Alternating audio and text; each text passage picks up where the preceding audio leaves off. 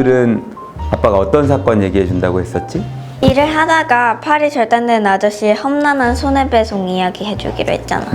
일을 하시다가 스크류 기계에 손이 이렇게 절단되셔서 피해를 입으셨던 아저씨에 대한 얘기를 들려줄 거야. 이제까지는 그 사건 얘기를 아빠가 미리 안 해줬잖아. 이번에는 그 소송 기록을 한번 보라고 줬었잖아. 내용을 보니까 어때? 어려워? 어렵기도 한데 뭔가 좀 안타까웠어. 안타까웠어? 이 피해자 아저씨가 그 플라스틱을 만드는 공장에서 일을 하셨던 거잖아.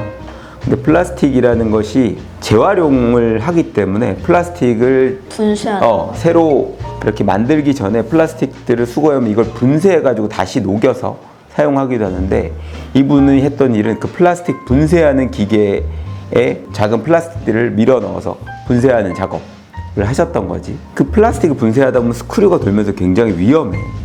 그래서 원래는 안전교육도 해야 되고, 실제로 하는 경우에도 그 손이 딸려 들어가지 않도록 그 안전장갑 이런 것도 착용해야 되고, 그 안전수칙을 지켜서 해야 되는데, 그분이 그 일을 배울 때 이런 것들을 안전교육도 받은 적이 없었고, 전임자가 하는 걸 보고 배웠을 거 아니야. 그때 이 기계를 멈춰놓고 하는 게 아니라 그냥 틀어놓고 이렇게 플라스틱을 넣었다는 거지. 이렇게 생긴 기계였어. 기억나지? 이렇게 생긴 플라스틱 분쇄 기계에 이렇게 잠겨져 있는 여기를 열고 여기다가 플라스틱을 넣어서 분쇄하는 그런 거였잖아. 그런데 이분이 이제 사실은 피해자 아저씨도 조금 잘못을 했었지. 그걸 꺼놓고 더 안전하게 써야 되는데 하다가 손이 딸려 들어가서 이렇게 절단이 되신 거였잖아. 근데 붙일 수 있지 않아? 저는. 근데 이게 깨끗하게 이렇게 절단이 되면 빨리 가면 이게 봉합을 해서 절단된 손가락 같은 거 붙일 수 있는데, 좀 너무 많이 다치면 그것도 쉽지 않은가 봐. 그래서 이분이 일을 하다가 다친 거기 때문에 기본적으로 일을 하다가 다치면 업무상 재해라고 해서 우리나라는 산업재해보상보험법이란 게 있어. 산재라고 줄여서 얘기하는데, 거기서 치료비도 대주고 장애가 남으면 장애급여도 주고, 그리고 일하시는 동안에 돈을 못 벌기 때문에 휴업급여라는 것도 나와. 근데 이 경우에는 사업주가 특별히 잘못을 하지 않아도 그냥 업무상 재해를 입으면 누구나 보험급여를 받을 수가 있는 거야. 굉장히 좋은 제도지. 사실 우리나라가 많이 선진화돼서 이제 이런 제도들이 잘 갖춰져 있어. 근데 그걸로도 받지 못하는 손해들이 있을 수 있거든. 그런 경우에는 결국은 민사소송을 해야 돼. 그래서 이분이 이제 아빠한테 산재를 받긴 했는데 나 좀 억울해서 손해배상 청구 소송하고 싶다, 이렇게 해서 오신 거야. 이 손해배상이 인정되기 위해서는 좀 난관이 있었어. 아빠가 손해배상이 인정되는 경우는 3가지 있다고 했지.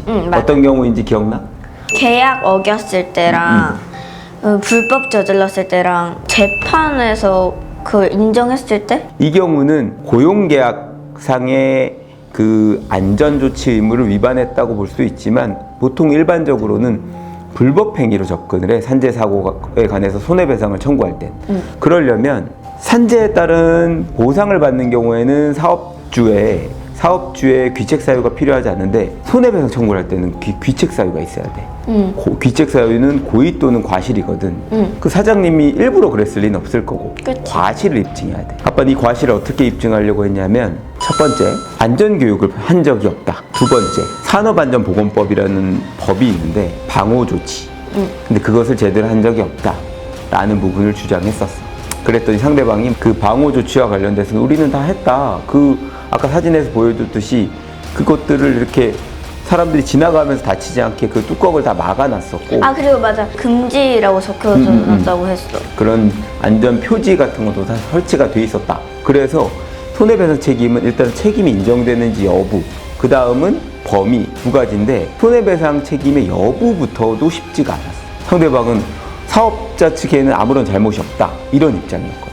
그래서 아빠가 안전교육 한 적이 없다고 했더니 안전교육에 관한 일지를 냈어. 맞아, 일지 냈는데 막 전기 감전사고 뭐 스크류 뭐 이런 내용이 있었어. 그래서 여러 가지 안전교육을 다 시행했다라는 부분에 대한 일지를 내고, 그 개별 근로자들이 참여했다고 해서 이름을 적고 사인을 하도록 한 부분이 있었잖아. 우리는 안전교육을 분명히 받은 적이 없다라고 말씀하고 계신데, 버젓이 그 피해자 아저씨의 이름과 서명이 있는 거지. 그런데 안전교육은 분명히 내가 받은 적이 없다, 이렇게 말씀하셨잖아. 그래서 물어봤더니 여기 적혀 있는 이름은 제 글씨가 아니에요. 이렇게 됐던 거지. 이제 곰곰이 봤더니 그분의 성이 정 씨였잖아. 근데 이제 공교롭게 이 사업장의 사장님도 똑같은 정 씨였고 목격자 진술을 냈던 분도 정 씨였어. 아마 아버지와 아들 관계로 알고 있는데 목격자 진술을 써준 그 정 씨, 그분의 글씨체가 피해자 아저씨의 정 씨와 똑같아서 그 이름이 똑같은 글씨체였던 거지. 여기에 적혀 있는 이 피해자 아저씨의 이름의 글씨는 이 본인이 쓴 게 아니다. 그 목격자 진술을 한 사업자 측의 그 사람이 본인의 이름과 동일한 방식으로 적은 거다. 이 안전교육 일지 내용은 믿을 수가 없다. 서명하는 것도 다르다. 그래서 아빠가 실제로 그분 오시라고 아빠 해서 해봤잖아. 그래서 글씨 적으시는 거를 사진도 찍고 동영상으로도 찍고 해서 본인이 쓴 글씨체는 이런 거다. 이거는 본인의 글씨체가 아니다. 이렇게 주장을 했었지. 사업주 측에서도 그제서야 이제 부랴부랴 뭐라고 했냐면 교육을 한 건 맞는데 사인이 없다 그래서 이제 그냥 대신 해준 거다. 적어준 거다. 이렇게 좀 궁색한 변명을 늘어놨었고 스크류 관련 안전교육에는 아예 그 이름조차도 없었다. 이런 부분을 주장해서 법원에서는 손해배상 책임 여부는 좀 인정되는 거 아니냐라는 부분에 좀 심증을 드러내셨어. 그러고 나서 이제 손해배상의 범위가 중요한데 적극적 손해로서는 이분이 이제 이 의수 가짜 이제 팔을 찾았어야 됐잖아. 근데 이게 이제 영구적으로 쓸 수 있는 게 아니기 때문에 이걸 이제 몇 년마다 교체해야 되거든. 그 비용들도 청구를 했어야 됐고 일시 수입이라 그래서 이 손이 절단됨으로 인해서 노동능력 상실에 따른 그 비용들을 청구했었고 마지막으로는 정신적 피해, 얼마나 이제 손이 아프시고 또 자기가 장애인이 됐다는 부분에 대한 좀 스트레스가 있으시겠어. 위자료 이런 것들을 청구했었지. 보통 손해배상 사건은 계산식을 해서 어떤 결론에 이르긴 하지만 완벽하게 정확한 손해액이라고 보기는 좀 어려워. 그러니까 내가 빌려줬던 돈을 갚을 때는 딱 그 돈을 받는 것이 맞지만 손해액이라는 것은 딱 정확한 액수가 있다고 보기 어렵거든. 법원에서는 보통 적당한 선에서의 액수를 제시하고 그것들을 양쪽에서 이의를 하지 않아서 마무리되는 그런 방식의 해결을 많이 제안하거든. 그래서 이 사건 같은 경우에도 처음에 그 피고 측은 자기네들은 한 푼도 줄 수 없다 라고 계속 강경하게 나왔지만 그 안전교육을 한 적이 없고 그리고 그 사인 그런 부분이 밝혀지게 되면서 결국에는 합의 같은 손해배상 책임을 인정하는 일정 금액의 손해를 배상하도록 하는 제안을 했고 우리도 상대방도 받아들여서 사건이 그렇게 마무리되게 됐지. 사실 처음에 이 사건 맡을 때 아빠조차도 그랬어. 조금 이거는 우리 잘못이 꽤 크게 인정이 될 거다. 예를 들어서 손해배상금이 1억이라고 하더라도 우리의 과실이 90%라고 하면 10%밖에 받지 못하기 때문에 1,000만 원밖에 받지 못할 수도 있다. 그리고 그 중에서도 우리가 산재에서 이미 배상받은 것들은 빼야 된다. 그래서 실제로 인정되는 금액은 기대하신 것처럼 크지 않을 수도 있다. 근데 그분 입장에서는 금액이 크고 작은 것보다 안전교육을 하지 않았음에도 한 것처럼 하는 부분, 내가 겪고 있는 정신적 피해에 대해서 내가 꼭 인정을 받고 싶다. 그 금액이 작아도 상관없다 라고 말씀하셨었는데 민사상 손해배상 책임을 인정받아서 굉장히 조금 크게 도움이 되셨지. 이 사건 기록을 보면서 어떤 느낌이 들었어? 안타깝고 솔직히 거짓으로 그런 증거를 냈다는 게 좀 탐탁지는 않았어. 그렇지. 사실 실제로 저렇게 사고가 나면 그 조금 증거를 만들기도 해. 하여튼 어렵게 소송 꽤 오래 해가지고 손해배상을 받을 수 있었어. 그래서 험난했다고 얘기한 거야. 아빠 이런 산업재해 관련된 사건들을 좀 많이 했거든. 보통은 상대방들은 한 푼도 못 준다고 하는데 그래서 그 과실을 입증하는 게 되게 어려워.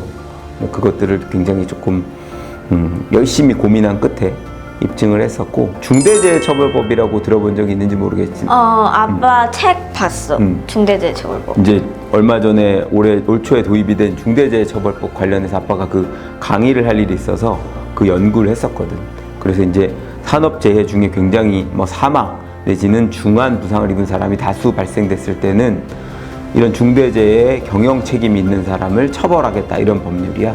예전에는 그렇게 사고가 발생되는 거는 어쩔 수 없다. 이거 너의 책임이다. 이렇게 많이 봤었는데 사실 고도화되고 선진화될수록 그거를 사회 전체가 고민해서 안전을 뒷전으로 미루면 안 되고 이거는 당연히 가져가야 될 부분이다 라는 사회적 분위기가 이제 형성되고 있는 거야. 아빠는 이게 긍정적이라고 생각해.